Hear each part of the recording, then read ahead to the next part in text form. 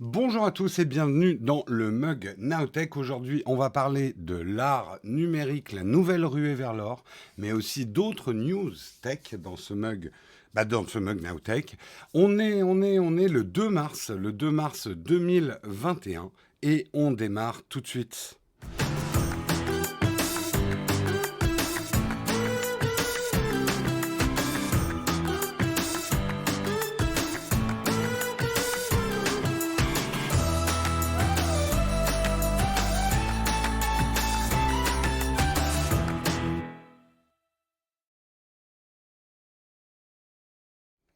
Bonjour à tous, j'espère que vous allez bien ce matin, que vous avez bien dormi.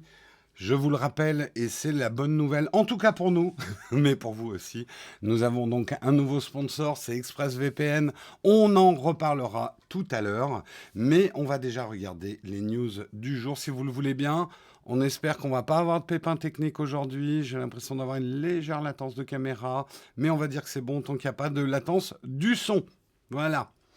Mon moment de bonheur de la journée. Écoute, Pascal, le fait que je sois le moment de bonheur de ta journée, c'est le moment de bonheur de ma journée. Voilà. Bonjour à tous. Plutôt bien dormi, un peu à la bourse ce matin, mais ça va. Ça va, ça va. De quoi on va parler aujourd'hui? On va regarder ça ensemble. Un sujet assez passionnant pour commencer. C'est assez récent. Ça fait 2-3 fois que je vois des articles passer là-dessus, mais j'attendais un petit peu de la grosse news pour vous en parler.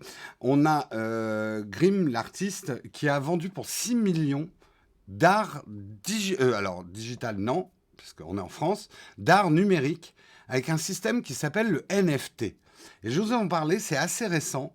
Ça boom complètement, c'est une espèce de ruée vers l'or, vers un art numérique qui utilise le blockchain. Je vais tenter de vous expliquer un petit peu tout ça, mais phénomène inquiétant peut-être, mais intéressant en tout cas. On parlera également pourquoi la présence de Doctolib dans la campagne de vaccination fait encore polémique. On parlera également de Google qui semble profondément déçu par l'évolution de Stadia. On parlera également de Xiaomi, le grand gagnant du recul de Huawei sur le marché européen des smartphones. Et on terminera, c'est une cerise sur le croissant, une cerise qui fait un petit peu peur, hein, c'est normal, la cerise fait toujours peur, puisqu'on parlera, vous avez certainement vu tourner des articles là-dessus depuis 2 jours, d'anciennes photos. Là, on en voit une de Amelia Earhart, une photo de 1937, mais justement avec le deepfake, on arrive à animer ces vieux portraits, de redonner vie d'une certaine façon à des personnes qui est depuis longtemps disparues. C'est excito-flippant, hein, comme les news. Et on parlait hier justement effectivement des deepfakes. On verra, on débattra un petit peu là-dessus. Voilà pour la cerise. Voilà en tout cas pour le sommaire. J'espère qu'il vous va. J'en ai pas d'autres. Il y a un côté Harry Potter, tout à fait. Tout à fait, tout à fait. Et ben moi je vous propose, on a un petit peu moins d'articles que d'habitude, un de moins, mais c'est parce qu'il y a des articles un petit peu complexes, notamment le premier. Donc je vous propose, le son est pas moins fort que les autres jours. Non, mon micro est à la même place. J'ai rien touché, moi, monsieur. J'ai rien touché.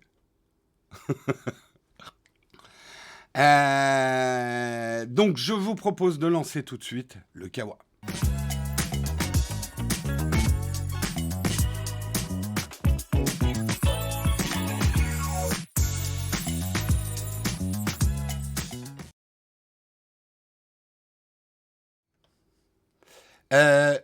J'aimerais juste régler un petit truc pour essayer de voir un petit peu mieux. Voilà. Alors, attendez. Ah oui, mais ça n'a pas réactualisé. Attendez, je fais juste une petite manip. Hop, si je fais un refresh de la page. Oui, c'est bon. Merci Vodka pour ton Prime, ça me permet de voir les Primes. Merci pour ton Prime, Vodka, Prime de 7 mois. Merci Dame Vidéo également. Merci beaucoup pour vos primes. Et Dame Vidéo, c'est son premier prime, donc bienvenue à toi. On va parler effectivement en premier article de Grims qui a vendu 6 millions. Alors, je la connais pas bien, hein. Cette artiste. Bon, je sais elle est mariée avec Elon Musk. Vous dites Grimm ou Grims? Je vais passer pour un vieux, mais c'est Grimm, on prononce le S ou pas?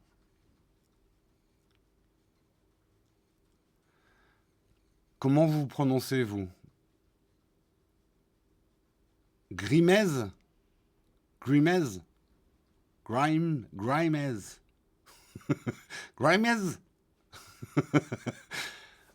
Je dois avouer que, en dehors de l'avoir vu, et j'aime pas résumer quelqu'un à être la femme de, donc ce n'est pas que la femme de Elon Musk, c'est d'abord une artiste, qu'on aime ou pas son art, hein, ça c'est encore autre chose. Merci Tolwood pour... vous prononcez comment, vous? Je sais juste qu'elle a un fils avec un nom imprononçable. Grimes. Grimes. Nous avons un intéressant combat de phonétique dans la chatroom. Grimes. Bon, on va prononcer comme on veut parce que zut. En tout cas, on veut un sondage. On ne se prononce pas. Merci Nunix pour ton prime. En tout cas, cet artiste a vendu en, je crois, moins de 48 heures 6 millions de dollars d'œuvres numériques. Et là, vous dites, hein, quoi? Bon, à la limite, qu'un artiste vende des tableaux, des trucs pour 6 millions, c'est des choses qui arrivent, on va dire tant mieux pour lui. Mais qu'est-ce que c'est qu'une œuvre numérique? Alors parlons déjà, effectivement, des pièces qu'elle a vendues. Elle a vendu une série de 10 pièces, certaines uniques et d'autres à plusieurs exemplaires, mais numérotées. Mais tout ça en dématérialisé. C'est là que vous commencez à hausser un sourcil. L'œuvre qui a rapporté le plus, c'était une œuvre effectivement unique qui s'appelle Death of the Old. Je vais vous la montrer. C'est des espèces de chérubins. Alors c'est animé, c'est comme un gif. C'est des espèces de chérubins un peu maléfiques avec un paysage un peu d'heroic fantasy. Alors, je sais, hein, la tentation est grande de juger l'art des personnes, de dire ah c'est moche, c'est de mauvais goût, etc. Hein.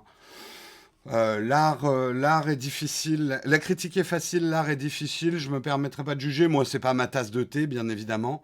Hein. Mais voilà, ça, c'est une œuvre unique qui s'est vendue à 336 000 dollars. Mm. Vous me direz, mais Jérôme, comment montres-tu une œuvre unique si elle est unique? On va y venir. On va y venir à la technologie derrière tout ça. Voilà pour son œuvre. Je prends des risques d'ailleurs, parce que je n'ai absolument pas les droits de reproduction de cette œuvre. Mais bon, hein. Hop, je prends des risques pour vous, parce qu'on est comme ça.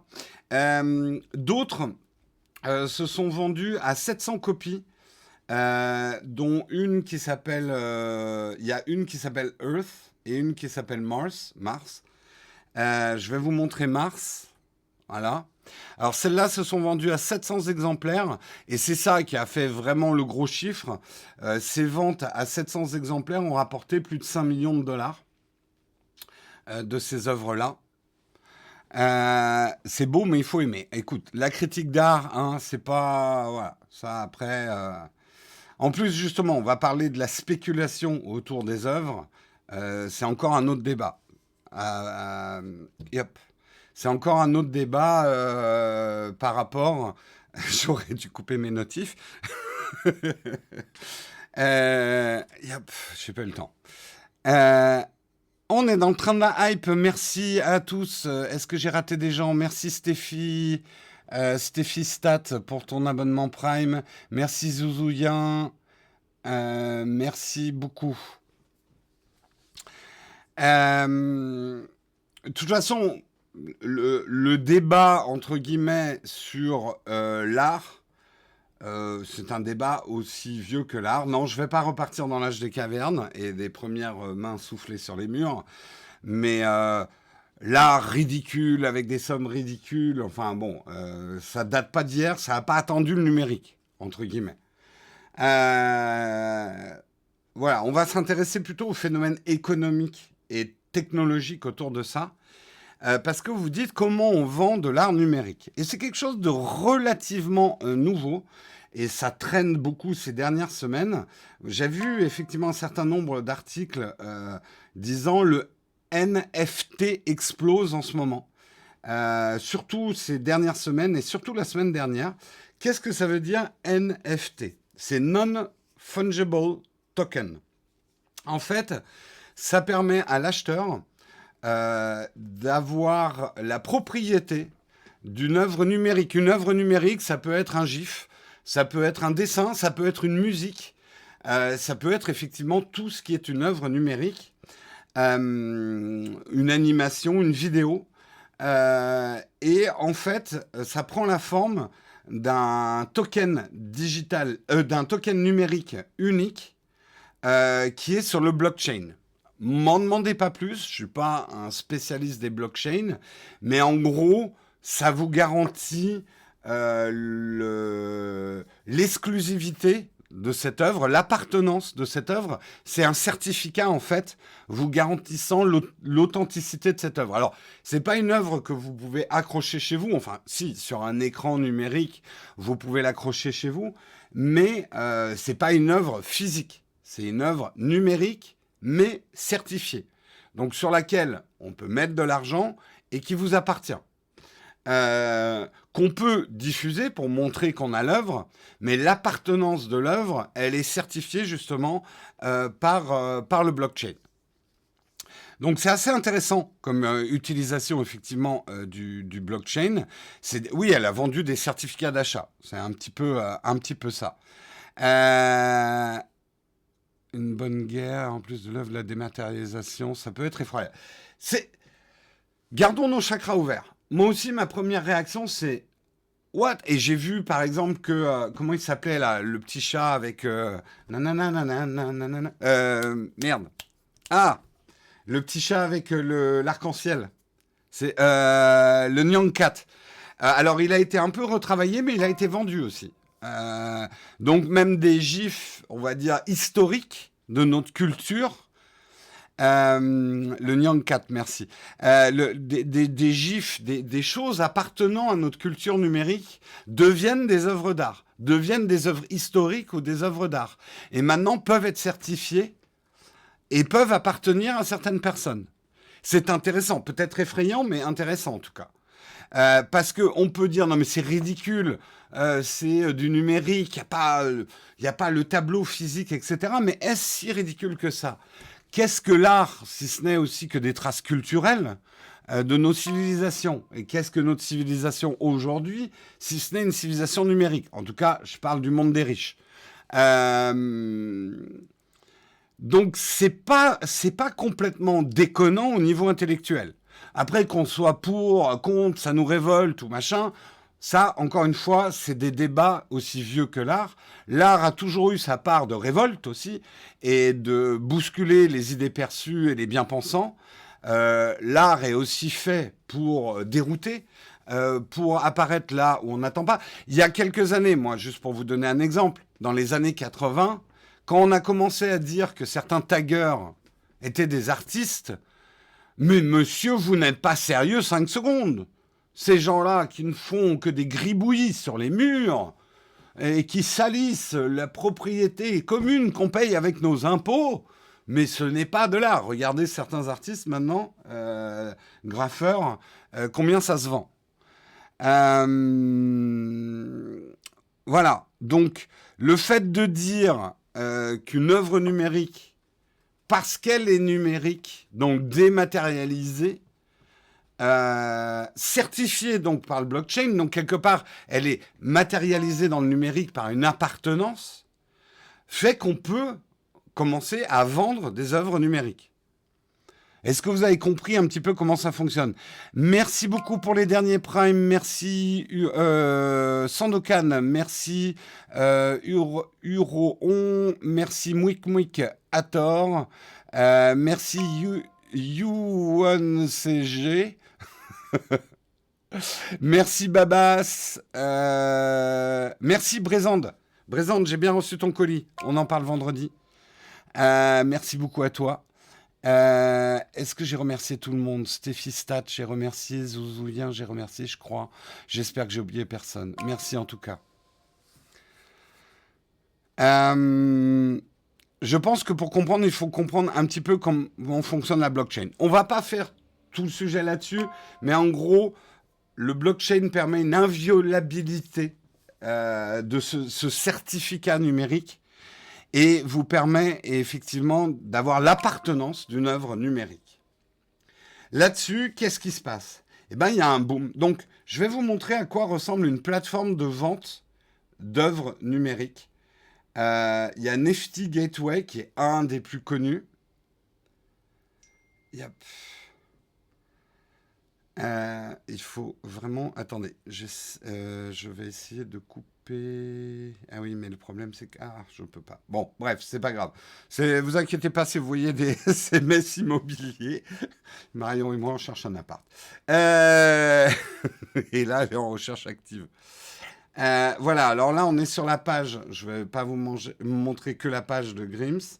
Mais voilà, des œuvres numériques qu'on peut acheter. Donc, on a les prix hein, ici des œuvres numériques. Alors, il y a des vidéos. L'affichage des vidéos ne se fait pas aussi facilement que ça, manifestement.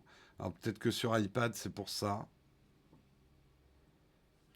Est-ce que j'arrive à lire les trucs vidéo? Non, pas vraiment. Bon, il y a un petit... Voilà, le site n'a pas l'air de marcher formidablement bien sur un iPad. C'est pas très grave. On va regarder. Ah oh, j'arrive pas à revenir. Il est programmé avec les pieds, votre site. Voilà, donc il y a des œuvres comme ça qui se vendent. On voit hein, les price premium. C'est assez cher. Hein, c'est dans les 4000, 5000, 9000 dollars, 15 000 dollars. J'aimerais bien en voir une œuvre quand même. Mais j'ai pas l'impression que ça fonctionne. Si, voilà, là on a l'animation. Ça s'est vendu pour 15 000 dollars. Encore une fois, ne jugeons pas des qualités de l'œuvre graphique, à moins que, voilà, moi je me sens pas critique d'art, c'est pas mon truc. C'est pas mon truc. Ce qui est peut-être choquant pour nous, c'est que c'est justement des choses qu'on a l'habitude de voir gratuitement, entre guillemets.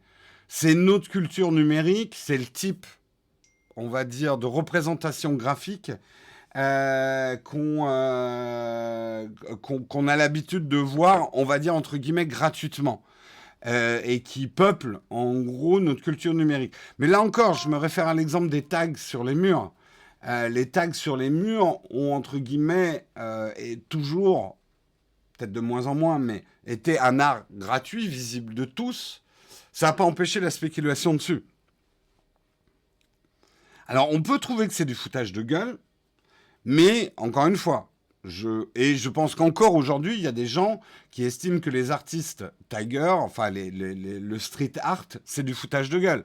Pareil, quand on va mettre une vache dans du plexiglas et vendre ça 1 million de dollars, il y aura toujours des gens pour trouver ça ridicule. De toute façon, l'art moderne a toujours eu sa part de débat autour. Si vous êtes allé voir des œuvres modernes, parfois on se dit, attends, là, ta peau de banane, souvenez-vous, la peau de banane épinglée au mur, qui s'est vendue à je ne sais plus combien de dollars. C'est un peu ridicule, monsieur. La question est comment on l'accroche au mur. Justement, je l'ai dit. D'abord, tu peux très bien te mettre un écran pour projeter ton œuvre numérique, mais c'est pas une œuvre faite pour être accrochée.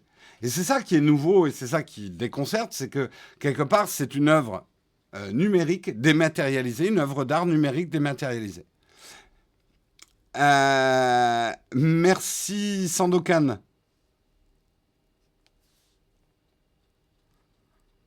Ma fille en fait plein à l'école, il faut que je commercialise. Au grand maître, tu sais que l'art... Alors, encore une fois, là, vous êtes en train de m'entraîner sur un débat sur l'art. C'est un débat complexe parce que on a toujours cette réaction, mais moi aussi, hein, je vous jette pas la pierre. Mais quand on va voir un artiste moderne qui a fait 3 gouttes de peinture sur un mur, on dit c'est bon, moi je prends un peu de peinture, je pète dedans, je fais la même chose, je vends ça 1 million de dollars, je suis riche. Hein? On a tous cette réaction-là. Il faut comprendre que dans une œuvre d'art, il y a la démarche aussi. Quelle est la démarche? Quelle est, après, qu'il y ait des artistes qui soient surcotés ou des artistes qui soient ridicules, probablement. Le fait est aussi qu'il y a de la spéculation sur des choses qui sont parfois complètement déraisonnées. Parce que c'est là où il faut que vous compreniez bien une chose. En fait, l'art est devenu spéculatif à partir du moment où des financiers ont compris que l'art, à partir du moment où il représentait une rareté, un tableau unique ou un tableau en peu d'exemplaires ou une photo, etc., à partir du moment où quelque chose est unique, il devient une valeur spéculative. Euh, et à partir de là, l'œuvre en elle-même disparaît derrière la spéculation autour de l'œuvre. C'est-à-dire que, comprenez bien, un financier qui va acheter une œuvre unique à 300 000 dollars, c'est pour mettre son argent chaud, dans certains cas défiscaliser. Alors là, je ne suis pas fiscaliste, je ne sais pas si les œuvres du NFT, enfin les œuvres non-fungible token, permettent la défiscalisation aujourd'hui, mais peut-être demain, on verra. Mais en gros, c'est un placement. Et bien évidemment, si tu achètes un tableau à 300 000 dollars, tu as des t'es plus du tout dans les qualités esthétiques d'une œuvre ou même de création. Tu es uniquement sur la spéculation et sa valeur intrinsèque. Donc quand tu vas la revendre, tu vas essayer de faire une plus-value. Parce que la rareté fait qu'elle va être recherchée et offre, demande. Quand la demande est moins grande que l'offre, le prix monte. Voilà. Je vous réexplique un peu l'économie. Donc, ce qui s'est passé, notamment avec les œuvres de Grimm, c'est qu'il y a probablement une grande part de spéculation. C'est une manière, un petit peu comme les monnaies numériques, de mettre son argent sur des œuvres numériques avec la grande facilité qu'une œuvre numérique, ça s'achète en 2 clics.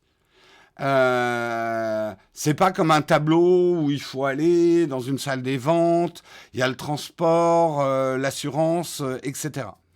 Il y a une chose, et ça peut vous révolter, et Hadji, il faut bien comprendre un truc. L'art et le marché de l'art, c'est 2 choses complètement différentes. Les artistes, la valeur artistique d'une œuvre et la valeur spéculative, la valeur financière d'une œuvre, ça fait bien longtemps que ça s'est détaché. On n'achète pas un tableau. Alors, si, à l'origine, on achetait des tableaux pour soutenir les artistes et parce qu'on aimait leurs œuvres, mais très vite, et regardez la Renaissance italienne, etc., les commanditaires des tableaux, ils ne commandaient pas les tableaux pour leur valeur artistique, mais pour le poids politique d'avoir un tableau d'un grand maître italien dans sa chapelle, dans son monument, etc. Donc, très vite, l'art est devenu un objet de pouvoir, est devenu un objet économique, est devenu un objet de spéculation, en fait. À partir du moment où quelque chose devient une rareté, parce qu'il est certifié, ça génère de la valeur. L'or, pourquoi ça vaut cher? Parce que l'or est plus difficile à trouver que le cuivre. Le cuivre qui d'ailleurs a flambé depuis, mais parce qu'on l'utilise beaucoup. Mais globalement, quelque chose qui est difficile à trouver, son prix monte. Voilà. Mazzoni vendait des boîtes de merde d'artistes et dans tous les bouquins d'histoire de l'art. Ben, c'est le fameux aussi, c'est l'urinoir de... C'est qui déjà l'urinoir? L'artiste qui avait mis dans une galerie d'art l'urinoir, et ça s'est vendu. Il y a plein de... L'histoire de l'art, c'est Duchamp, merci. C'est Duchamp? Ouais, Duchamp. Marcel Duchamp. Donc, vous voyez, ça date pas d'hier aussi que les artistes choquent et prennent le contre-pied du marché de l'art en vendant parfois des œuvres qui sont absurdes, mais le fait même de faire une œuvre absurde est une démarche artistique. C'est là où ça peut devenir compliqué à comprendre. Oui, mais regarde justement, je trouve qu'on vit une époque très intéressante. L'urinoir était une blague au début. Et puis finalement, c'est vraiment devenu une œuvre sur laquelle il y a eu de la spéculation. Regardez ce qui arrive avec le Dogecoin. Le Dogecoin, à l'origine, est une blague. Et pourtant, le Dogecoin a maintenant une valeur.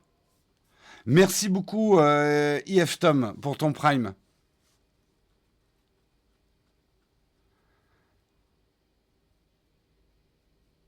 Euh, c'est comme la gaffe et le lavabo. Il n'est pas arrivé à faire passer ça pour de l'art. Ouais, le Dogecoin, tout à fait. C'est comme l'artiste qui détruit ses œuvres, on n'achète pas l'œuvre. Oui, la démarche artistique, en tout cas en art moderne, la démarche est parfois devenue plus importante que la pièce d'art elle-même. Il suffit de spéculer. Techni Savoir, le mug, ça devrait être une revue de presse en 20 minutes maxi. Techni Savoir, franchement, si tu sens un créneau, vas-y, fais un stream. Il n'y a pas de souci. T'as peut-être raison. Il suffit de spéculer sur n'importe quoi pour que ça prenne de la valeur. Comme je vous le dis, c'est un débat aussi ancien que l'art. Mais bon, sachez que ça existe. On peut vendre des œuvres numériques. Ça peut inspirer certains artistes. Ça peut choquer les gens. Mais ça aussi, c'est quelque chose d'assez coutumier dans l'art. Euh, oui, il y a des œuvres d'art aujourd'hui, c'est 100% de la démarche, hein. Ça peut être un artiste assis sur une chaise pendant 24 heures. C'est considéré par certains comme une œuvre d'art aussi. Mais on va certainement pas résoudre dans notre émission la réponse philosophique, qu'est-ce que l'art? Et a-t-il une valeur? Euh,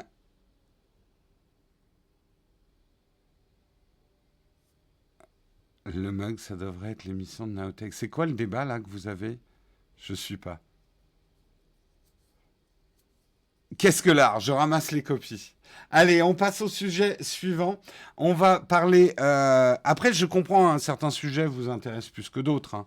Mais voilà, moi je trouve que c'est un sujet très intéressant. Dans la série des grands problèmes résolus par Jérôme, l'art. Merci de rester cordial dans la chatroom, Veluna.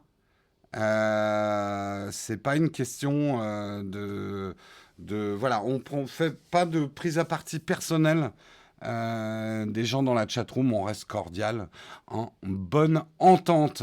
Merci. Euh,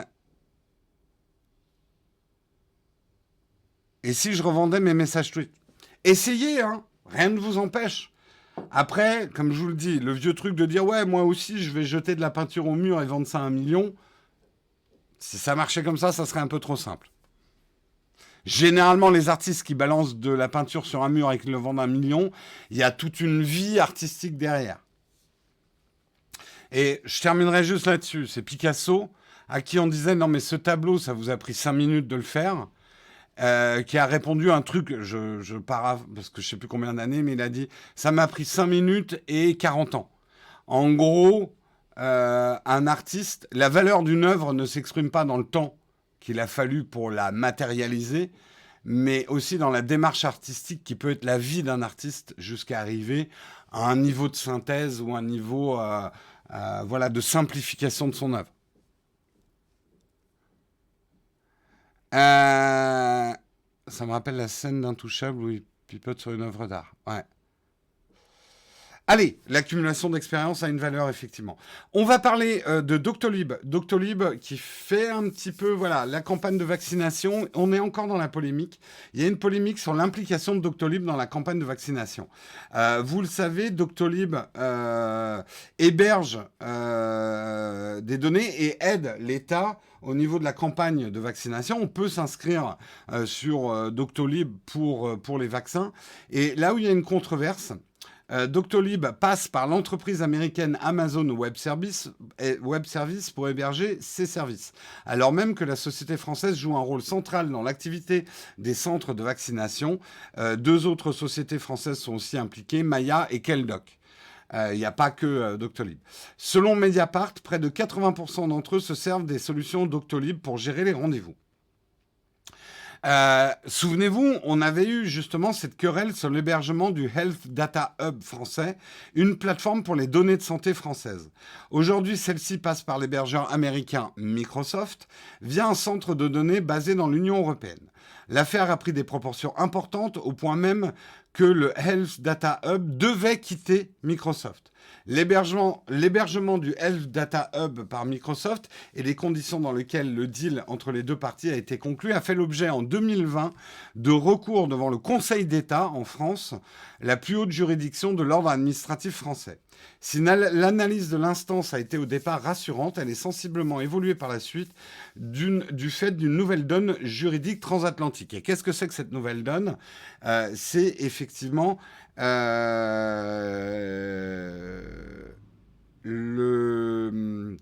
fait que les programmes de surveillance américains ne sont pas assez bien encadrés. Faute d'un cadre juridique adapté aux standards européens, la Cour a invalidé l'accord de 2016 conclu entre les États et la Commission européenne sur le transfert des données personnelles. Cet accord s'avère être le deuxième du genre à être dénoncé par la Cour. C'est le fameux Privacy Shield, etc., qui sont remises en cause. Donc, le fait que des données sensibles et vous voyez, ça me fait penser juste à une chose. Beaucoup de gens, dans notre avant-dernière vidéo de celle de Guillaume, où ça parle beaucoup de vie privée, parce qu'il parle de son smartphone sans Google, beaucoup de gens ont dit « Ouais, mais moi, ma vie privée, j'ai rien à cacher ». Il y a eu quand même pas mal de commentaires encore. Ma vie privée, j'ai rien à cacher. Est-ce que, par exemple, vos données santé, ça vous dérange pas qu'elles se baladent ? Est-ce que la donnée santé, justement, pas une donnée privée qu'on a vraiment envie qu'elle reste privée ? Donc, tout dépend de ce dont on parle quand on parle des données privées, en fait. Pour moi, personnellement, la donnée santé, c'est archi sacré, quoi. Voilà. Bref, revenons-en à l'histoire de Doctolib. Il y a le collectif donc Interop qui a demandé de couper les liens entre l'État et Doctolib. Il s'agit de demander au juge qu'il soit mis fin à l'utilisation de cette plateforme de prise de rendez-vous en ligne dans le cadre de la politique de vaccination car elle constitue une atteinte grave au droit au respect de la vie privée. Donc pour ce collectif, le fait que les données soient chez Amazon et que c'est des données santé des Français, une prise de rendez-vous est une donnée santé. Faut bien le comprendre. Parce que c'est une information. Même une prise de rendez-vous pour un vaccin est une donnée santé. Parce que si vous avez un rendez-vous pour un vaccin actuellement, ça veut dire que vous êtes dans un certain état de santé. Donc c'est une donnée santé qui peut être retournée contre vous. Comprenez bien. À savoir justement, par exemple, Keldoc, qui est aussi utilisé par le service d'État, lui utilise la société française OVH selon ses conditions générales d'utilisation, alors que Maya passe par CGDIM. Ces deux hébergeurs, tout comme Amazon Web Services, sont des prestataires certifiés hébergeurs de données santé. Justement, alors là, pour rentrer dans le débat sans être trop technique, le Hub Santé a été hébergé par Microsoft, si je ne dis pas de bêtises, au début, parce que cette certification d'hébergeur de données santé, c'est une certification très spécifique, et il n'y avait pas, à l'époque, de société française qui l'avait. Ce n'est plus le cas maintenant. Maintenant, demander à Doctolib de tout transférer, effectivement, sur un hébergeur français ou européen, on peut le demander. Le problème, et c'est là où on peut en venir, si cette invalidation de Doctolib est prononcée, que sera l'impact sur la campagne de vaccination en France, qui déjà, on le sait, a du mal. Depuis son lancement en décembre, elle est régulièrement l'objet de controverses parce que le démarrage a été trop lent ou parce que la vaccination en pharmacie n'a pas été immédiatement enclenchée. Et sur la logistique ou encore la stratégie d'une ou deux doses par personne. L'absence de Doctolib dans la boucle de vaccination, sachant que c'est la plateforme la plus utilisée pour les rendez-vous de vaccination, le site revendique plus de 40 millions d'utilisateurs, pourrait de fait causer des frictions additionnelles pour dispatcher les personnes qui sont éligibles à une injection, alors même que le plan du gouvernement pour sortir le pays de la crise sanitaire repose sur cette campagne de vaccination massive et rapide. On a un problème. tout à fait d'accord, effectivement, que Doctolib, ça pose un problème de l'hébergement de ces données. Maintenant, changer d'hébergeur de santé, ça se fait pas en appuyant sur un bouton ou en faisant ajouter au panier hébergement chez OVH. Ploum ploum. Non, c'est de la grosse infrastructure, ça s'improvise pas. Donc, si on oblige Doctolib à bouger ses données santé sur des serveurs européens, ça veut dire plus de prise de rendez-vous pour 40 millions de personnes, 40 millions d'utilisateurs, vaccins. Est-ce qu'on a besoin de ça en France, là où déjà on a du mal à vacciner? Où on est en retard, c'est un fait. Donc difficile. Alors, tout à fait, Ulysse. Alors, j'ai peut-être mal expliqué. Les serveurs d'Amazon sont certifiés santé. Il n'y a aucun problème, ils sont certifiés. Le problème, c'est que c'est quand même un hébergement par une société américaine. Et le Conseil d'État, c'est ce que je lisais tout à l'heure, ne veut plus, tant qu'on n'a pas signé un nouveau Privacy Shield et des nouveaux accords transatlantiques sur l'hébergement des données, la Cour de justice de l'Union européenne juge que les hébergements doivent rester européens. On n'a plus confiance dans les hébergements par les sociétés américaines, quel que soit leur niveau de certification.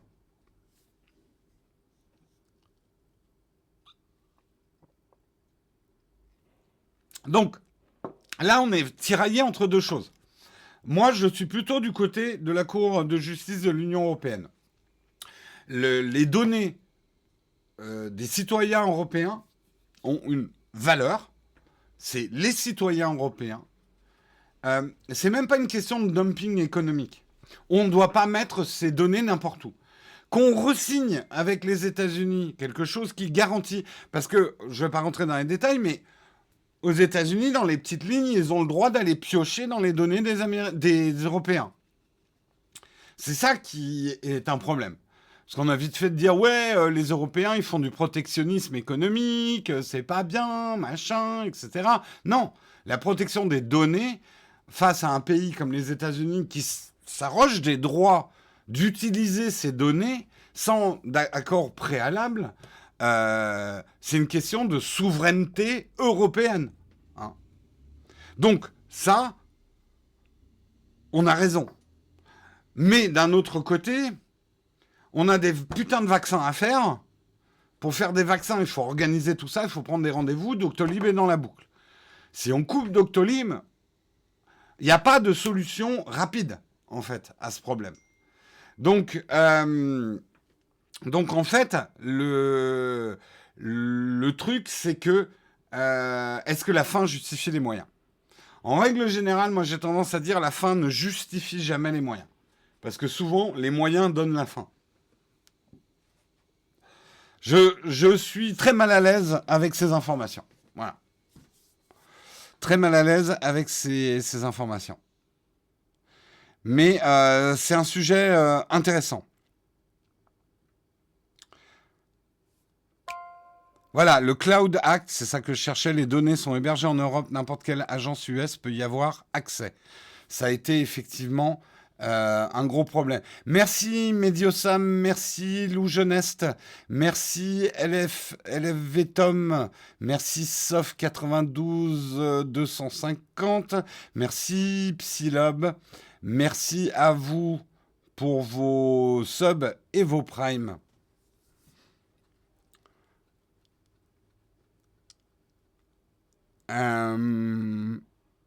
Je te comprends, mais on est dans une transition juridique. Ah, je vois que le débat est intéressant. Vous connaissiez pas le cloud out. C'est tous les trucs qu'on avait parlé avec justement les problèmes autour du Privacy Shield et les accords transatlantiques sur la gestion des données des utilisateurs, en fait. N'oubliez pas, au-delà de je n'ai rien à cacher, si vous voulez juste comprendre une chose, c'est que vos données sont une valeur économique, puisqu'on fait beaucoup d'argent avec vos données. Donc rien que ça, c'est un des arguments en faveur de la protection de la vie privée, c'est la valeur, à qui va la valeur de nos données. C'est une question qu'on peut se poser. Est-ce qu'on vous donnait comme ça? Ouais, m'en fous. Euh...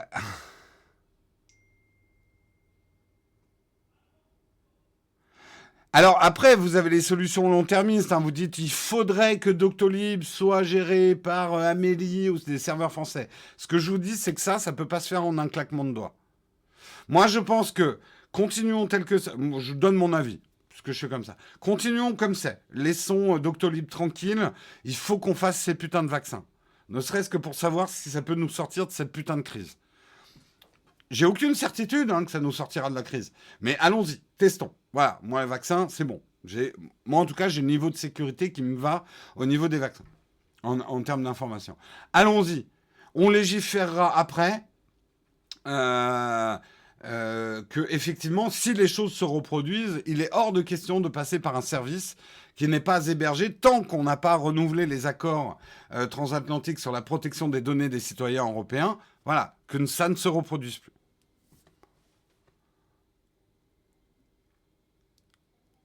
Si Doctolib est géré par Amélie, ça va échouer comme d'habitude dès que la bureaucratie de l'État s'en mêle. Soyons pas 100% mauvaise langue. La numérisation de certains trucs d'État se passe pas si mal en France. Hein. Après, on a l'habitude de râler contre nos services. Mais... merci beaucoup, DBE51, pour ton prime. Allez, article suivant. Article suivant. Google semble profondément déçu par l'évolution de Stadia. Tu m'étonnes, John. Il faut se rendre à l'évidence. Stadia n'est pas à la hauteur de ce qu'espérait Google lors du lancement de cette plateforme de cloud gaming. Bloomberg est parvenu à obtenir quelques informations de sources fiables proches des activités en interne de chez Google.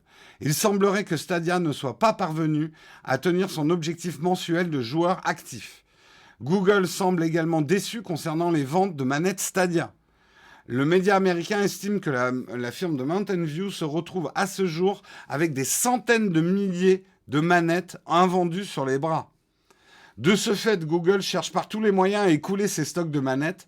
Si une manette est déjà offerte lorsque vous souscrivez à l'offre Google Stadia Premier Edition, vous pouvez, et ça vous le saviez peut-être pas, vous pouvez maintenant recevoir votre manette gratuite grâce à un abonnement YouTube Premium. Si vous êtes abonné YouTube Premium, vous pouvez demander votre manette Stadia. Est-ce qu'elle va vous servir ? J'en sais rien, mais vous pouvez la demander. L'origine de ce fiasco, alors c'est là où je partage pas complètement l'analyse de Presse Citron, mais bon. L'origine de ce fiasco serait l'impatience de Google. Disponible depuis novembre 2019 en France, le service de cloud gaming Stadia semble avoir été lancé avec précipitation. De nombreux développeurs ayant travaillé sur le projet ont toujours conseillé à leurs supérieurs de lancer dans un premier temps une version bêta. Et ça, c'est vrai. J'avais fait un test sur la chaîne. Techniquement, Stadia, à son lancement, n'était pas au rendez-vous. La promesse de la 4K 60 FPS n'était pas tenue. Moi, j'avais fait des comparatifs avec Shadow à l'époque. Il y avait effectivement des latences qui pouvaient être graves, même sur des jeux qui sont sensibles à la latence. Également, ce que dit Presse Citron, c'est que Stadia a investi également de grosses sommes pour inciter certains studios à adapter leurs jeux à la plateforme. Ce fut notamment le cas de CD Projekt avec la sortie de Cyberpunk 2077. Paradoxe, Cyberpunk 2077 tourne bien sur Stadia. Il y a beaucoup moins de bugs, par exemple, que sur une version console. Cette stratégie visant à attirer de nouveaux utilisateurs n'a pas fonctionné. Si bien que Stadia commence dès à présent à réduire ses coûts. Ils ont fermé les studios de développement de jeux vidéo qu'ils avaient, ça on en a parlé il y a une semaine. Mais ils sont... Alors, je lis déjà certains articles. Et là, je me tourne vers Ponce, qui nous écoute, non. Si quelqu'un... justement, j'ai envie de faire une vidéo là-dessus, mais comme d'habitude, j'ai pas le temps de la faire. L'autre jour, j'écoutais Ponce dans Popcorn, qui disait le cloud gaming est un échec. Et personne ne veut du cloud gaming parce que les gens veulent leur ordinateur. Un joueur veut son ordinateur physique. Je pense que même si Stadia échoue et que Google abandonne le projet, je pense que le cloud gaming a de l'avenir, qu'on est peut-être dans une période où c'est un petit peu trop tôt. Et j'ai la même réflexion pour Shadow. Ils étaient peut-être là un petit peu trop tôt. Pourquoi un petit peu trop tôt ? C'est parce que le cloud gaming repose sur la qualité de connexion des gens. Je ne parle pas de la vitesse de connexion, mais de la qualité de connexion. Tant qu'on n'aura pas des connexions plus ou moins garanties ou labellisées pour le cloud gaming, tant que la fibre ne sera pas plus déployée, les gens vont avoir des expériences très disparates sur le cloud gaming. La deuxième chose que je tiens à dire à Ponce, c'est pourquoi je crois au cloud gaming, mais peut-être pas aujourd'hui. Je pense que quand Ponce pense au joueur qui veut sa machine physique performante, d'abord il pense à un certain type de jeu, et deuxièmement il pense à un certain type de joueur. D'abord un certain type de jeu. Je suis tout à fait conscient, et c'est réaliste de penser qu'il y a des jeux où la latence est un facteur hyper important dans le gameplay. Je pense aux FPS compétitifs, où la latence est un facteur de gameplay. Si vous n'avez pas une bonne latence, votre gameplay, votre skill même est détérioré par votre matériel. Ça va être très compliqué pour le cloud gaming d'aller sur ce territoire-là. Mais il n'y a pas que ça comme jeu vidéo dans la vie. Il y en a plein d'autres. Ce n'est qu'une partie du jeu vidéo, le FPS compétitif, ou d'autres jeux qui sont latence sensible. Mais il y a plein de jeux, et même certains jeux compétitifs, la latence, on s'en fout un petit peu. Tant qu'elle n'est pas un décalage énorme, ça va. La deuxième chose, c'est que je pense que je me permets de te tutoyer, Ponce. Je pense que tu penses aux joueurs jeunes. Il faut comprendre que le marché du jeu vidéo, aujourd'hui, est en train d'arriver vers la quarantaine, voire la cinquantaine. Les joueurs de ma génération, on ne va pas s'arrêter de jouer parce qu'on vieillit, et que ces personnes veulent s'équiper et veulent pas forcément une tour qui fait du vomi de licorne en couleur et qui fait du bruit dans leur salon. Mais ils veulent pouvoir continuer à jouer. Et ils sont parfois pas très sensibles à la console de jeu dans le salon non plus. Ils ont envie de jouer sur ordinateur, n'importe où, avec leur tablette, etc. Et ça, c'est quand même un marché énorme. Donc, tout ça pour dire que je pense que le cloud gaming a de l'avenir.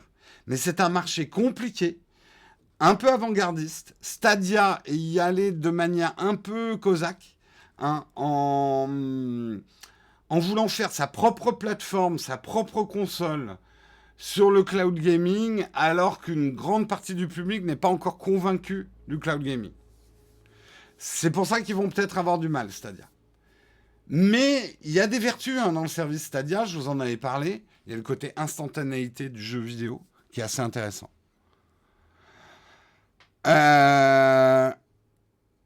Mais moi, ce qui m'a toujours gêné dans Stadia, c'est le fait que je doive racheter mes jeux pour que ça tourne sur Stadia comme une console de jeu. Moi, étant PCiste, j'aime pas les consoles. Une console virtuelle m'intéresse beaucoup moins, par exemple, que Shadow, qui est un PC virtuel.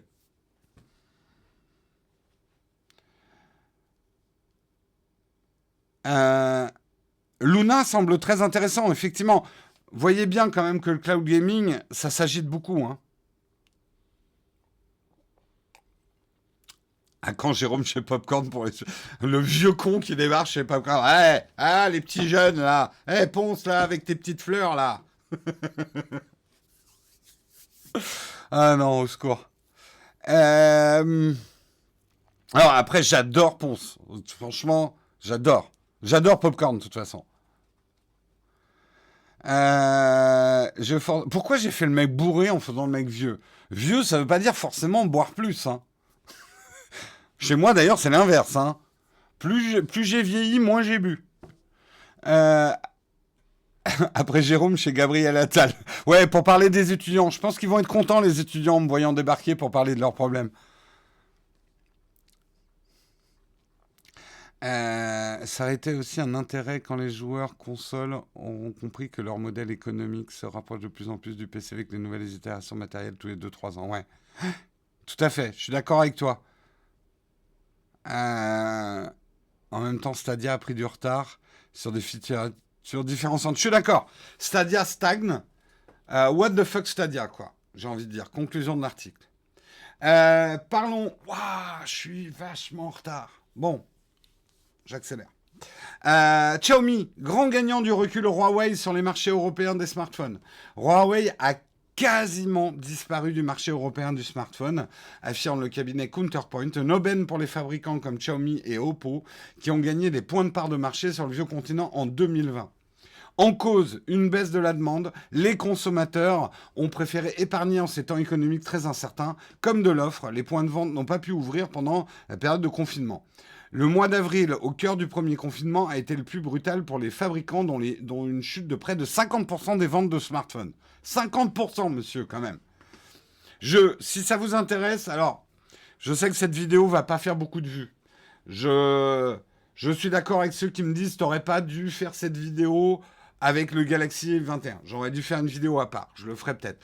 La vidéo qu'on a sortie hier a commencé par un test du Galaxy S21 Ultra et S21 où je me suis dit, mais est-ce qu'on a vraiment besoin de tout ça? Alors, c'est tombé sur le Galaxy S21 pour certaines raisons quand même, parce que beaucoup m'ont dit, pourquoi tu l'as pas fait à l'époque de l'iPhone 12, cette vidéo? Il y a quand même une vraie différence entre les iPhones et les Samsung, c'est que les Samsung, il y a une perte de prix importante quelques mois après leur sortie, qu'on n'a pas sur les iPhones. Voilà. Mais je parle justement dans cette vidéo de est-ce qu'on est autant excité par l'achat de smartphones? Donc si ça vous intéresse, et que vous ne vouliez pas regarder un test du Galaxy S21, je vous conseille quand même d'aller voir ma vidéo, parce que je parle finalement assez peu du test du Galaxy S21. Bon, après, voilà, je pense pas que c'est une vidéo qui fera énormément de vues. Donc il va falloir que, je pense que je la repackage. Revenons à l'article. Malgré cette chute de 14%, certains acteurs ont tiré leur épingle du jeu. Les Chinois, Xiaomi et Oppo, favorisés par les sanctions états-uniennes contre le rival Huawei, qui a fortement ralenti son activité en Europe. Huawei a perdu moins 43% de part de marché dans le monde, et dans le monde, pardon, aussi. Et donc, Xiaomi et Oppo ont gagné des pourcentages significatifs de part de marché sur le vieux continent. Xiaomi a progressé de 90%, avec 26,7 millions de smartphones vendus en Europe en 2020, contre 14 millions en 2019. Du côté d'Oppo, qui a intégré notre marché en 2018 et qui s'est stratégiquement allié à Orange et Vodafone, la croissance est de 82%. C'est des belles croissances, hein, ça quand même. Hein. C'est un peu des croissances sur le dos d'un cadavre, mais c'est des belles croissances. Xiaomi se hisse désormais à la 3e place du classement des fabricants de smartphones en Europe, derrière Samsung et Apple. Apple est remonté dans le classement. Mais devant Huawei, qui aujourd'hui a pratiquement disparu du marché européen du smartphone, selon le rapport. Oppo se place en 5e position devant OnePlus et Realme, qui ont vu ses ventes bondir de 1083%, Realme, en 2020, toujours en Europe. Rappelons qu'à l'automne dernier, Huawei a vendu sa division Honor à un consortium chinois pour mieux s'affranchir des sanctions imposées par l'administration Trump aux États-Unis. On a le petit tableau, effectivement, du classement des parts de marché de cette année. Samsung en tête, Apple en 2e, Xiaomi, ensuite Huawei, Oppo, OnePlus, Realme et autres. On part de... Donc, on voit que Samsung est en repli de moins 12%, Apple moins 1%, Xiaomi 90%. Vous voyez, c'est des percées spectaculaires quand même, de part de marché. Huawei moins 43%, Oppo 82%, OnePlus 5%. Donc, OnePlus n'a pas vraiment réussi son coup, on va dire. Realme 1083%. C'est fou. C'est fou, c'est fou. C'est what the fuck. C'est vraiment, on est en train de remélanger le marché du smartphone en Europe. Effectivement, Samsung garde sa première place, mais ils sont en recul de 12%. Ça s'explique. Les ventes du Galaxy S20 n'ont jamais vraiment décollé, notamment face aux propres modèles A51 et A71 de Samsung.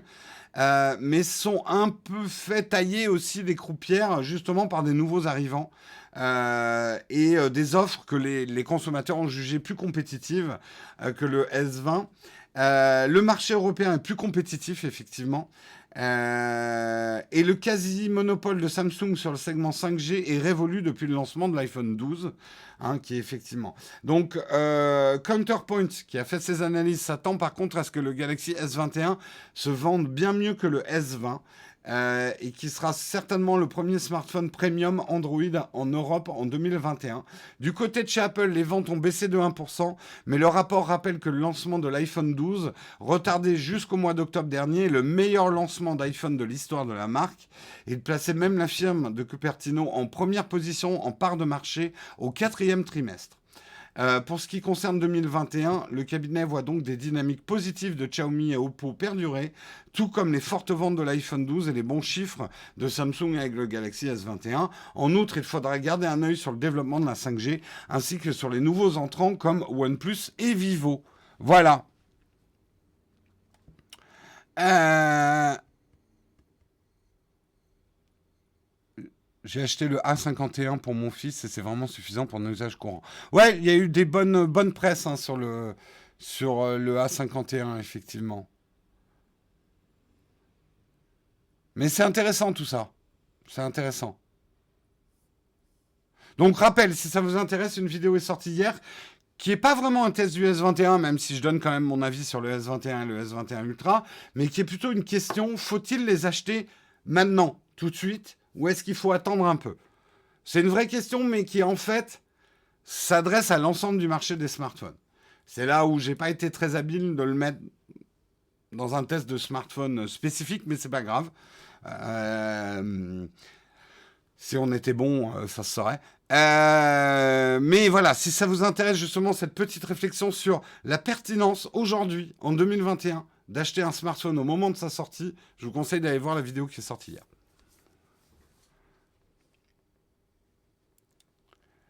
Euh,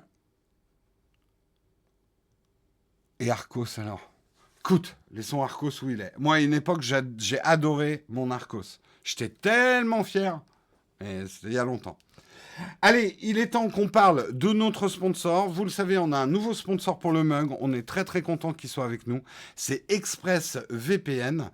Vous les connaissez peut-être, hein, j'en avais déjà parlé dans une vidéo. Il faut savoir que avec l'URL, alors j'espère que là j'ai la bonne. Oui, avec l'URL expressvpn.com/nowtechtv, vous n'êtes pas obligé de mettre le FR. Avec l'URL expressvpn.com/nowtechtv, vous obtenez, et j'ai pas été assez clair hier, donc je l'aurais dit, vous obtenez 3 mois gratuits sur un abonnement de 12 mois, une offre exclusive pour les auditeurs de Nowtech. Donc si vous voulez tester, hein, c'est une bonne solution pour pouvoir tester pendant 3 mois. Beaucoup de gens m'ont posé la question, et on me pose la question sur la pertinence d'un VPN. Je ne vais pas y répondre forcément en une vidéo. On y répondra effectivement à fur et à mesure qu'on parlera de ExpressVPN. Il faut savoir que on va pas mentir, un VPN, un abonnement à un VPN ne va pas vous rendre invulnérable. Hein. Protégez votre vie privée à 100%, vos comportements et ce que vous faites. Mais ça peut vous aider pour certaines choses, un ExpressVPN.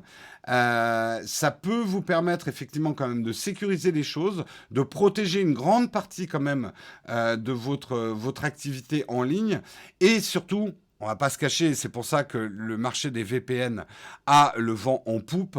A le vent en poupe, c'est que, on le voit ici, hein, ça vous permet, un VPN, d'avoir une adresse qui n'est pas forcément en France, une adresse IP. Donc, qu'est-ce que ça permet? Ça permet de vous connecter, par exemple, au Netflix américain pour regarder des choses qui ne sont pas, notamment avec la chronologie des médias, accessibles en France. Au-delà de ça, ça vous permet de lire des articles qui ne sont pas forcément disponibles en France. Moi, je sais que j'aime bien regarder les rediffs du Saturday Night Live, qu'on ne peut pas les voir, on ne peut pas les streamer en France. Donc, bah oui, j'utilise mon VPN pour ça, quoi. Voilà. J'utilise ExpressVPN depuis quelques mois. Moi, j'en suis content. Je le trouve vraiment très facile à utiliser. Par rapport à d'autres que j'ai testés, euh, plutôt efficace. En tout cas, pour pouvoir consulter du contenu auquel normalement on n'a pas accès en France. J'ai pas eu de problème majeur. Évidemment, ça crée une latence supplémentaire. Donc, vous allez peut-être pas avoir la même qualité de streaming sur certains trucs. mais ça fonctionne. Euh, Jérôme, le SNL est disponible sur Canal+ dès le mardi soir. Mais à l'époque, j'avais pas Canal+. Bon, maintenant, je l'ai, mais... Euh, Donc voilà, moi je vous conseille de profiter effectivement de ces 3 mois gratuits si vous n'avez pas de VPN et que vous voulez en tester un. Chez ExpressVPN, je vous ai expliqué hier, nous, avant de dire OK à ExpressVPN, on s'est assuré d'un certain nombre de choses.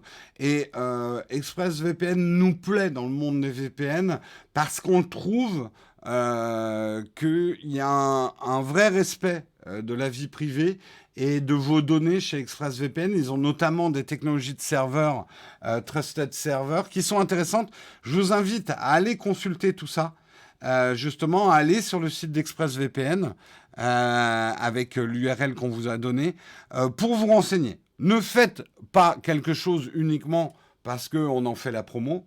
On est là aussi pour vous apporter de l'info. C'est de la publicité, mais vous avez le droit d'être sceptique par rapport à la publicité, de prendre vos renseignements par vous-même. Et même, je vous y invite. En tout cas, nous, on remercie ExpressVPN de soutenir le mug et on va pouvoir lancer la cerise sur le croissant.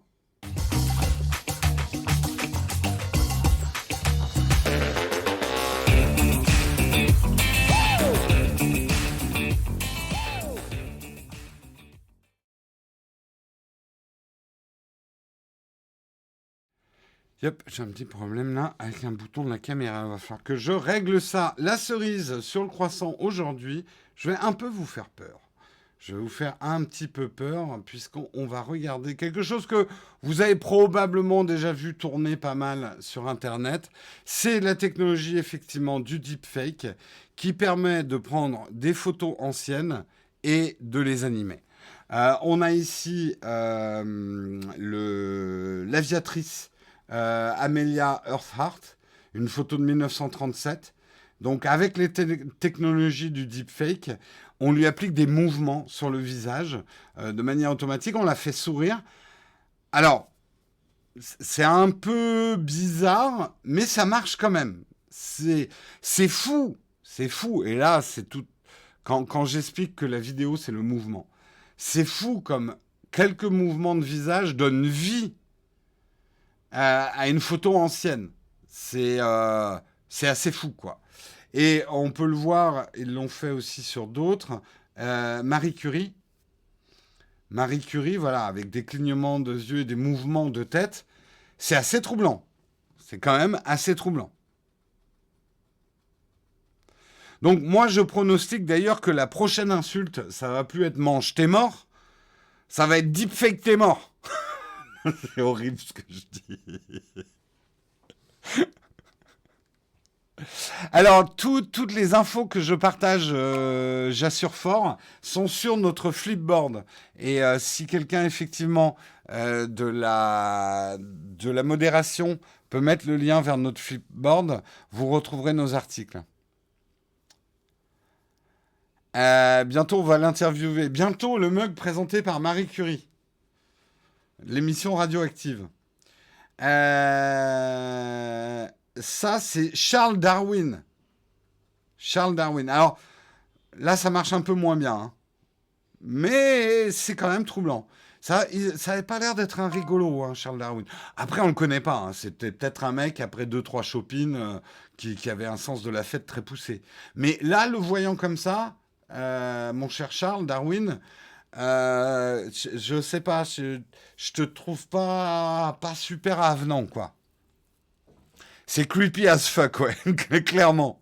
Clairement, clairement. Et en fait, ça, on peut le faire. Là, j'ai pas l'article, mais certains se sont amusés à le faire avec des statues aussi. Et c'est assez troublant. Ça marche aussi avec des statues. C'est juste donner des mouvements et donner vie, en fait, à des photos anciennes. C'est un peu creepy. On revient aussi sur, finalement, les problèmes dont on parlait hier. Laissons nos morts tranquilles. Mais je me faisais la réflexion dans la douche ce matin, où j'étais en retard déjà, je me faisais la réflexion, t'es en retard, putain.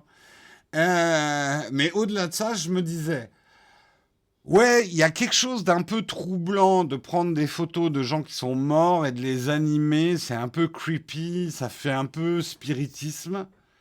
Mais après, je me disais, mais Jérôme, mets-toi dans la tête de quelqu'un au moment où la photo a été inventée. Prendre des photos, et il y a eu une grande mode, il y a des vidéos YouTube là-dessus, il y a une grande mode des photos mortuaires ou post-mortem, où on prenait en photo les morts, justement, pour s'en souvenir.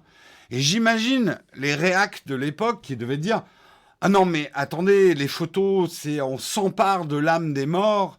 Il n'y a que l'esprit qui doit se souvenir des morts. C'est un non-respect de leur image.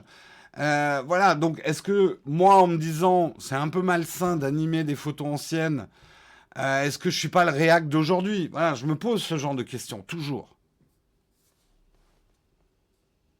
Euh, le délit de faciès de Jérôme sur Darwin. Non, j'avoue, j'ai honte. J'ai honte, c'est pas bien. Comme je vous l'ai dit, Darwin était peut-être un guéluron très sympathique. Je ne me permettrai pas de juger.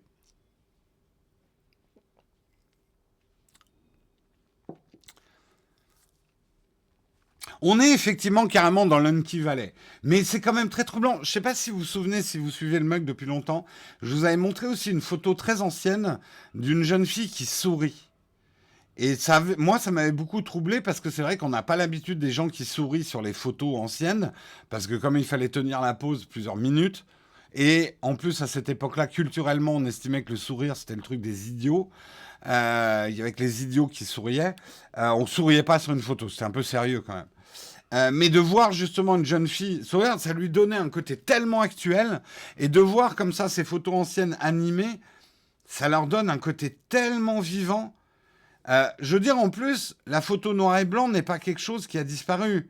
Donc, c'est pas comme si on disait une photo noir et blanc est forcément une photo ancienne.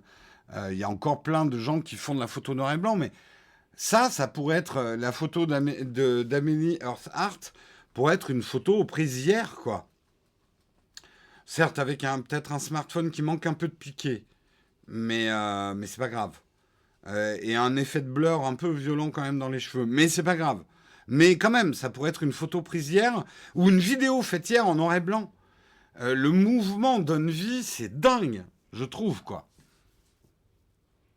Oui, c'est la photo d'une indienne qui sourit, Tux Gromit, dont j'avais parlé.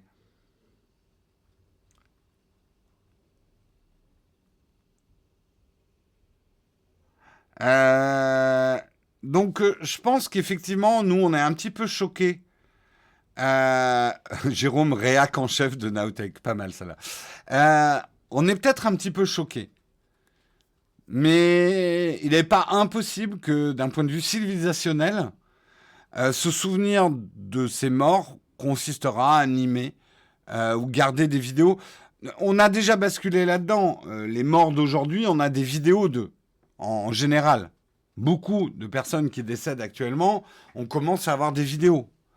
Certes de mauvaise qualité, mais on a des vidéos. Avant, pour les morts, il y avait les gisants, tout à fait. Allez visiter, il y a le cimetière de Montmartre où il y a un magnifique gisant. Quand on voit ça, on est un peu choqué de la représentation de la mort de l'époque. La représentation des morts et le souvenir est quelque chose de culturel. Regardez au Mexique, la fête des morts, etc. Donc, évitons de juger avec notre culture judéo-catho le monde entier et le rapport à la mort. Voilà. Ouais, les gisants, c'est des statues qu'on sculptait sur le haut des cercueils, des mecs, mais parfois dans des positions d'agonisants, en fait. C'était assez choquant, quoi.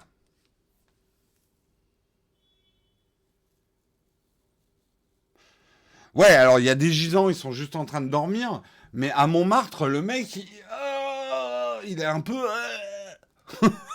Je fais très bien le gisant. J'ai pas vu ton message, Nicolas. Bah, tu vois, je vais remonter un petit peu pour essayer de le voir, mais j'espère que tu l'as pas fait il y a trop longtemps. Oh là, Nicolas. Les photos ont été prises par un iPhone -25 avec le live photo. Pas mal, pas mal. Euh, j'ai une VHS avec mon grand-père mort dessus il y a 20 ans. Ça ne choque personne de la regarder. Tout à fait. Tout à fait. C'est là où notre rapport avec la mort va évoluer avec les technologies. Peut-être qu'on sera pas. Bon, on en avait parlé aussi. C'est Kim Kardashian là, où on a fait un hologramme de son père qui était mort et ça a choqué beaucoup de monde. Euh, on avait déjà eu ce débat-là. Ça nous choque peut-être aujourd'hui. Ça sera peut-être culturellement admis beaucoup plus facilement dans quelques temps, quoi. En tout cas, c'est intéressant. Après, d'un point de vue historique, et j'aime l'histoire, tout ce qui peut donner, parce qu'une photo comme ça peut donner de l'intérêt à l'histoire pour des personnes plus jeunes qui finalement s'emmerdent devant une photo figée. Tout ce qui peut donner vie à l'histoire est intéressant parce que, et moi je suis profondément persuadé que plus on s'intéresse à l'histoire, moins elle viendra nous bouffer le cul. Ça ferait un excellent t-shirt. Non, en fait, ce que je veux dire, ce que j'ai dit de manière vulgaire, c'est que si on ne retire pas les enseignements de l'histoire, on a tendance à les perpétuer et à refaire les mêmes erreurs. Donc l'enseignement de l'histoire va au-delà de la culture. Comprendre l'histoire, digérer notre histoire, accepter notre histoire, c'est très important pour essayer de casser les cercles vicieux de nos civilisations. Donc d'où l'intérêt effectivement de s'intéresser à l'histoire. Pour éviter qu'elle revienne nous bouffer le cul. Voilà. Vous pouvez me citer.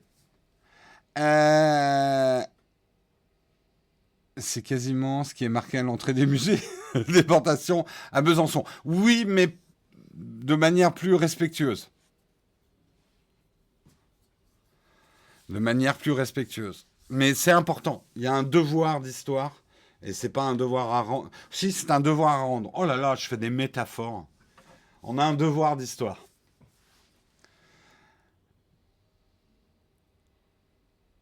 Discussion stérile, à mon avis. Regarde des films ou des reportages sur Johnny Hallyday, etc., sans que ça choque personne. Je sais pas à quoi tu réagis, mais... Oui, celui qui oublie son passé est condamné à le revivre. C'est une variante. Le devoir de mémoire, ouais. Le nombre... Ouais, je fais beaucoup de... je suis pas un professionnel, le port errant. Je sais que certains d'entre vous sont très irrités. Bah, allez regarder des émissions plus professionnelles. On essaye hein, de travailler sur les E, mais c'est un tic de langage très difficile. Je sais que c'est difficile à entendre.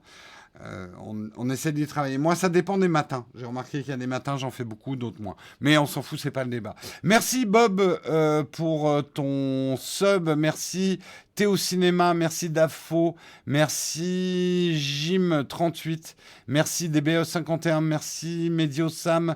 Merci Lou Jeuneste. Je crois que je vous ai déjà remercié là. Bon, je vais aller jusqu'à Psylab. Merci LFV Tom. Merci Sof92. Merci à tous ceux qui ont fait des contributions, hein, des subs ou des primes pendant ce live. Moi, j'ai dit une fois, mais maintenant je suis habitué. Ça fait le charme de Jérôme. Qu'est-ce que t'as dit? J'arrive pas à suivre vos discussions. Tu n'es pas un professionnel, mais YouTube est ton travail, donc tu es un professionnel. Tout à fait, Bécris. Ça, attention, j'étais pas en train de dire que j'essaye pas de travailler sur les E. Ce que j'essaye de vous dire, et faites l'expérience chez vous, hein, faites des lives comme on fait, hein, une revue de presse. Faites une revue de presse sur Twitch. Les E, c'est extrêmement difficile. Je sais, hein, des gens m'ont envoyé des liens vers des vidéos YouTube avec des exercices pour faire moins de E. Je suis pas une machine, on y travaille. Ça vient pas, je viens d'en faire un, ça vient pas comme ça. C'est pas facile. Je vous garantis que c'est pas facile hein, de travailler sur les E.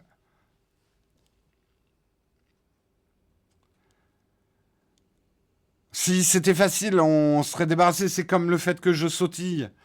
Ça fait partie des tics, ça fait partie de ma manière d'être. C'est pas quelque chose que je peux chasser comme ça. Il faudrait qu'on se paye peut-être du média training. Ça existe. Hein. Il y a des média trainers qui, un peu comme des gens qui vous apprennent à positionner votre voix en chant, ce genre de choses. J'ai toujours un peu peur de passer, peut-être, quand je dis professionnel, à un ton trop professionnel. Tout l'équilibre, à mon avis, qu'on a sur Twitch est intéressant, c'est que moi, je veux garder un petit peu quand même ce côté... ouais, ce côté... On essaie d'être pro dans notre régularité, l'image, on est là à 8 heures, le traitement des infos, etc. Mais voilà, avoir un langage un petit peu parlé aussi, spontané, tout à fait.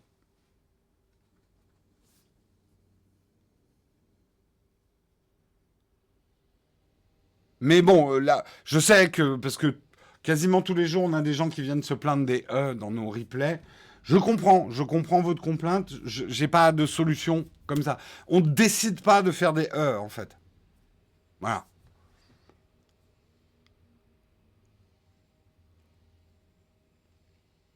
Euh, sondage pour ou contre. Non, mais attendez, encore une fois, soyons clairs. On cherche à s'en débarrasser. Je ne suis pas satisfait des E. Ni Marion, ni Guillaume. Guillaume est peut-être celui qui en fait le moins. On cherche à travailler dessus, mais sans casser notre spontanéité non plus, ce qui est assez difficile.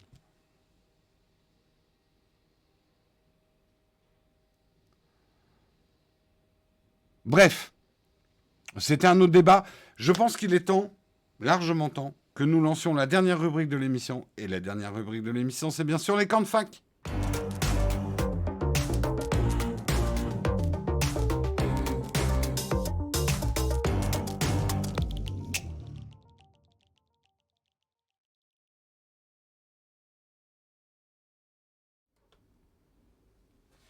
Non, alors là, il commençait à y avoir un débat dans le chat.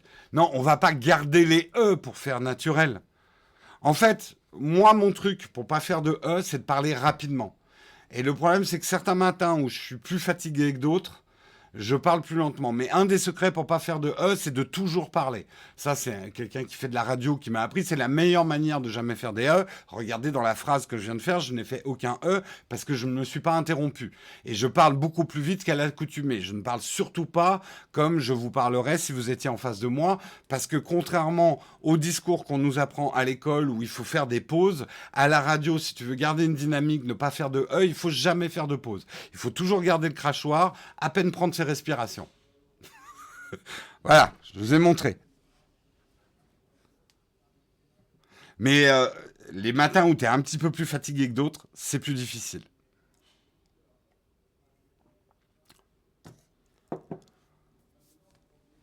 Il y a un crachoir à la radio. C'est une vieille expression, tenir le crachoir, mais que j'aime beaucoup.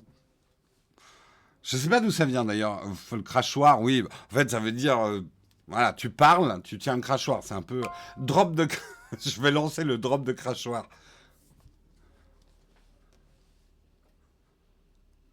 Alors, le fait est aussi que, et ça c'est Marion, elle fait très attention à dire des choses exactes, contrairement à moi. Donc effectivement, parfois quand elle lit son article, elle veut vraiment dire la phrase telle qu'elle est, ne pas faire d'erreur. Ça engendre des E, effectivement.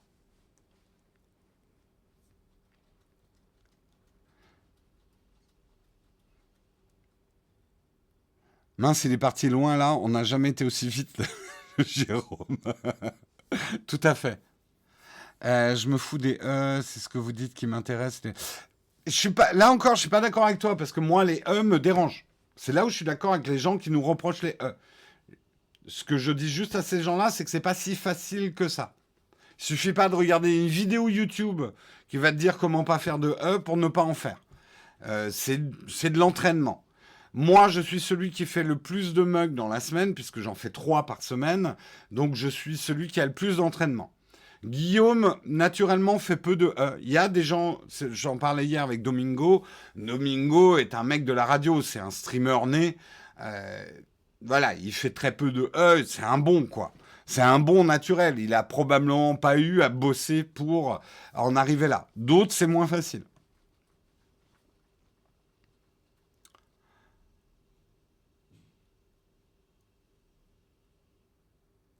Alors, cette expression serait tout simplement une assimilation de la parole avec la salive, tout comme les mots bavard ou baver. Exactement. Crachoir, baver, parler. Je ne crois pas que les dérangés sont nombreux. Je ne crois pas non plus que les gens vraiment dérangés par les E sont nombreux. Par contre, ils sont très vocaux. Ils le disent qu'ils sont pas contents. Parce qu'ils se sentent mieux après l'avoir dit.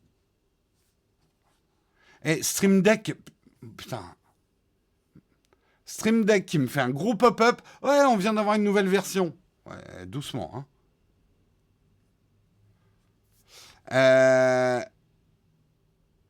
Moi, je fais des rows, là, c'est gênant. Ah, oui. Je me souviens d'un prof de français qui nous décomptait tous les qui nous décomptait des points pendant les exposés. Effectivement, ça forme. Non, non, mais c'est pour ça que je dis, on y travaille quand même. On y travaille. Ouais, je trouve ça intéressant comme débat SMG. Nous, de toute façon, on cherche toujours. Quelqu'un me disait, quelqu'un disait dans les commentaires, mais Jérôme, pourquoi vous prenez la tête à pas faire le streaming avec un simple smartphone comme vous faisiez autrefois? T'aurais beaucoup moins de problèmes techniques. Sur quoi il a complètement raison. Euh, Quelque part, ce qu'on fait, c'est overkill. D'utiliser des ordinateurs. Là, j'ai une grosse mixette pour pouvoir changer de caméra, boum, voilà, faire des choses comme ça. On se complique la vie. Mais pourquoi? Parce que moi, j'ai besoin de challenge. J'ai besoin de prendre des risques. On a besoin de se perfectionner. Moi, en fait, ce qui me ferait chier, c'est qu'on me dise, bon, c'est bon, t'es arrivé, c'est tout bon, bouge plus, quoi, change plus. Euh, j'ai une marge de progression dans la présentation des lives qui est encore hyper large. On a une marge de progression dans la qualité de nos vidéos qui est encore hyper large. Et tant mieux. Parce que franchement, moi, il n'y a rien qui me fait plus chier au monde que de faire ce que je sais faire. Ce qui m'intéresse, c'est des nouveaux challenges. Donc parfois, effectivement, ça a ce côté un peu épuisant pour les gens qui me suivent. Ils me disent, Jérôme, on est enfin arrivé à maîtriser un truc, et boum, tu nous rajoutes du boulot. Bon, Karina pourrait vous en parler.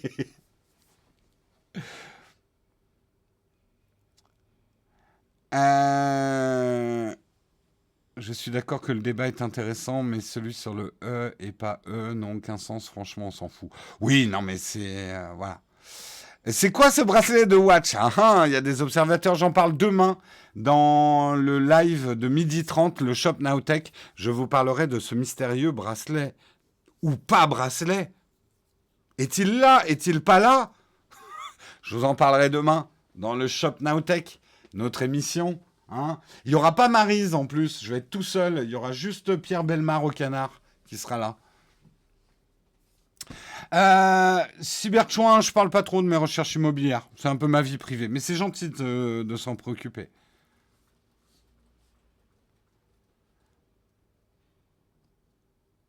Donc attendez demain pour savoir où vous pourrez acheter ce formidable bracelet. Je fais trop bien le téléachat. Mais justement, c'est notre nouvelle émission. 12h30, demain, sur Twitch. Le Shop Nowtech. Mangez-en.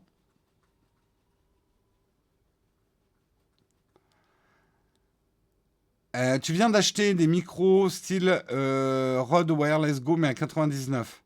Ah, que la marque Relacar. Oui, tu peux tester, tu verras bien. Je me méfierais de système à 99 euros, mais tu peux avoir une bonne surprise. Après, profites-en vite parce que je pense que la finition à 99 euros pour des micros. Donc la fiabilité, parce qu'un micro, et ça nous on a connu, hein, des micros pas chers qui nous ont lâchés en plein milieu d'un tournage.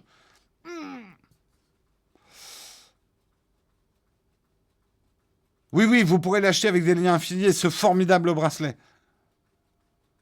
J'étais persuadé que c'était dans un rêve que tu avais dit que tu cherchais un appart avec Mario. Non, là, on s'y est remis activement. Mais on partagera pas grand-chose sur ça. Parce que, justement, c'est notre vie privée. Je vous le dirai peut-être, je vous le dirai peut-être pas. On s'en fout. En fait, est-ce que c'est vraiment une info utile pour vous? Non. Ah non, non, non, Pierre Bellemare ne sortira pas de ce corps. J'incarne, avec beaucoup de respect, Monsieur Bellemare. Je prends la relève.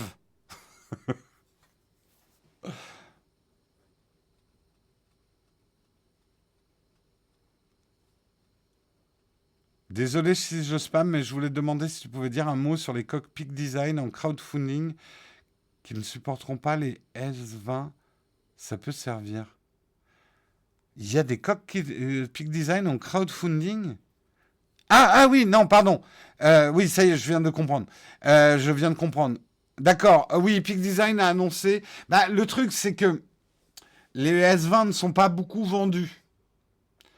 Donc ça pose un problème à Peak Design. Je comprends que ça soit une réelle déception pour les gens qui aient des S20. Euh, je comprends que ça soit une vraie déception. Mais en gros, c'est vrai que le S20, c'est pas beaucoup vendu. Donc pour eux, ça serait une vente vraiment à perte que de mouler des coques pour le S20, quoi, spécifiquement. Qu'est-ce que tu recommandes comme modèle de micro? C'est un peu comme si tu me demandais qu'est-ce que je te recommande comme voiture. Les micros, c'est comme les objectifs, c'est comme les voitures, il y en a pour plein d'usages différents. Donc, ta question n'est pas assez précise. Et donc, je ne peux pas te répondre dans un chat. Donc, regarde nos vidéos sur les micros, ça t'aidera à choisir toi-même ton micro plutôt que d'attendre la réponse d'un influenceur. C'est ce que j'essaye de faire. Alors, la marche est beaucoup plus difficile, mais j'essaye de vous apprendre à choisir par vous-même votre tech, en fait. Vos micros, vos lights, vos caméras. Je sais, ça en angoisse beaucoup et ils préfèrent me dire, mais toi, qu'est-ce qu'il faut qu'on achète? Dis-moi quel est le meilleur smartphone et tout. Je sais que ça vous exaspère que je vous dis, mais le meilleur, c'est celui que tu choisiras toi-même. Parce que c'est un chemin moins facile, petit scarabée. Mais c'est parce que je peux pas vous répondre. Et tous ceux qui vous répondront sont malhonnêtes. Il y a tellement de paramètres. Est-ce que je vous ferai un test des coques Peak Design? Probablement, je les ai commandés. Comment débuter dans l'apprentissage du montage vidéo? Si tu veux apprendre à monter, il faut d'abord que tu apprennes à cutter. Et ça, tu peux le faire même avec un logiciel de base de montage. Apprendre à enlever des bouts de ta vidéo et raccorder des bouts de ta vidéo. Le cut, c'est 90% du boulot du montage. C'est la partie la plus chiante. C'est le dérochage, le nettoyage des voix, enlever les silences, cutter, réécrire ce que tu voulais dire en assemblant des morceaux de phrases. Ça s'apprend avec n'importe quel logiciel de montage. On a déjà parlé des NFT, oui. C'était au tout début by Shoto, pardon. By Shoto. Tu pourras écouter le replay de cette émission. Les iPhone 11, c'est pas mal. Je commanderai peut-être. iPhone 11, très bon choix. Hein. Pas la peine de prendre le 12. Hein. Honnêtement, ce qu'apporte le 12, à part pour quelques influenceurs. Alors, beaucoup m'ont fait le procès dans ma vidéo d'hier de dire oui, mais Jérôme, tu changes de smartphone chaque année. D'abord, comprenez bien qu'on revend aussi nos smartphones. En fait, nous, le processus, c'est que les smartphones qu'on achète pour tester pour la chaîne, on les revend 2 ans après. Pourquoi 2 ans après? Parce qu'on les garde l'année d'après pour pouvoir les comparer avec le modèle de cette année. Bref. Donc, on est plus à comparer aux gens qui vendent leurs smartphones régulièrement pour en acheter des nouveaux. On ne jette pas à la poubelle nos smartphones. Là, je le dis pour le côté écolo. On essaye de leur donner une seconde, une troisième, une quatrième vie au smartphone. Première chose. Deuxième chose, souvent dans mes tests, et le Galaxy S21 Ultra ne déroge pas à la règle, j'ai dit les nouvelles fonctionnalités apportées cette année sont intéressantes pour un petit groupe de personnes qui sont les gens qui font de l'argent avec les images qu'ils produisent en mobilité. Influenceurs, photographes, reporters, vlogueurs, etc. Et je suis dans cette catégorie-là. Donc, d'avoir le dernier smartphone, et par exemple mon iPhone 12 Pro Max me permet de faire des vidéos pour Instagram, des photos.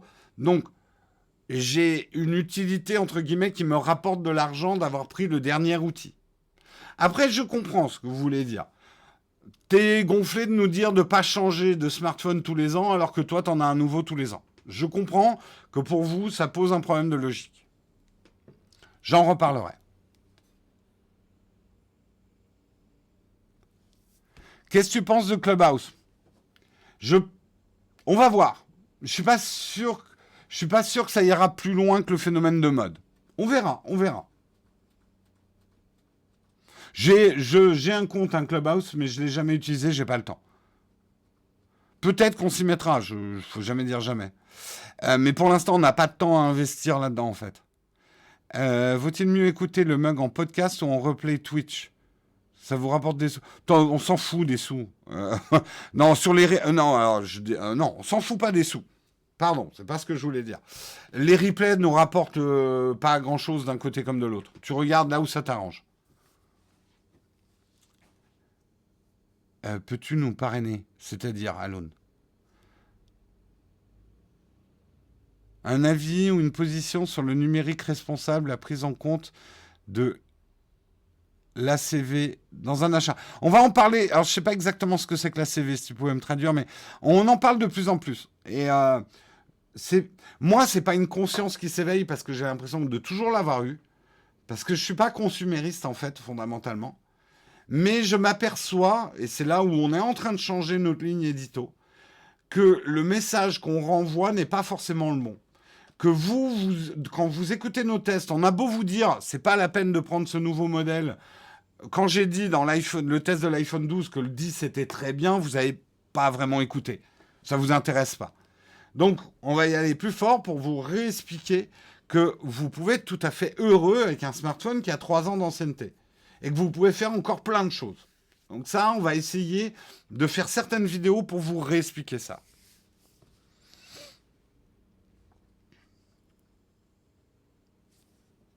L'analyse du cycle de vie, oui, c'est quelque chose, on s'y intéresse. On s'y intéresse. On vous l'a dit, mais maintenant, il faudrait le rationaliser. C'est vrai que n'achetez pas des smartphones en pensant uniquement au prix d'achat de votre smartphone. Quelque part, il faut voir les smartphones comme des amortissements avec des cycles de vie. Et combien ça va vous coûter chaque mois d'amortir par l'usage votre smartphone. C'est l'heure de couper le live. Il est 9h31, je n'avais pas vu l'heure tourner. Quelle énergie! Je me suis épuisé. Je vous fais de gros bisous. Je sais que vous avez... Samuel Etienne en a parlé hier, d'accord. Je sais que... je sais plus ce que je voulais dire. C'est pas grave. Il y a eu une nouvelle vidéo qui est sortie hier. Je vous invite à la regarder, à la commenter. Je voulais remercier. On a eu plein de commentaires sur la vidéo d'hier et sur la vidéo de Guillaume de vendredi aussi. Hein, vous avez été très nombreux à réagir et ça nous fait chaud au cœur. Certes, c'est pas des vidéos qui font des millions de vues comme une dégustation de burger, mais que la communauté y soit sensible, réagisse, soit d'accord, pas d'accord avec nos propos. Nous, ça nous fait chaud au cœur. Si vous les avez pas vus, je vous invite à les regarder. Demain, vous retrouverez Marion pour le mug. On remercie encore notre nouveau sponsor ExpressVPN pour le soutien et la confiance qu'il nous accorde. Moi, je vous remercie énormément d'avoir été aussi participatif dans le chat. On va faire un raid. Je regarde qui est-ce qu'on pourrait raider.